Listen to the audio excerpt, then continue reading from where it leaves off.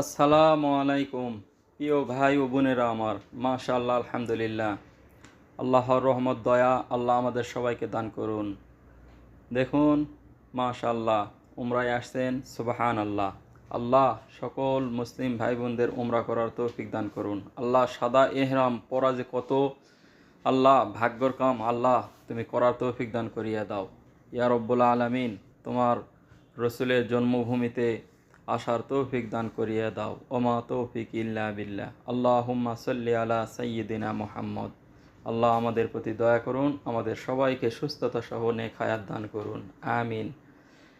প্রিয় ভাই ও বোনেরা আমার, আপনারা অবশ্যই সবাই নিয়ত করবেন। নিয়ত করলে কালো আল্লাহ সওয়াব দিবে ইনশাআল্লাহ। যদিও না আসতে পারেন, তারপরও আল্লাহ কবুল করবেন।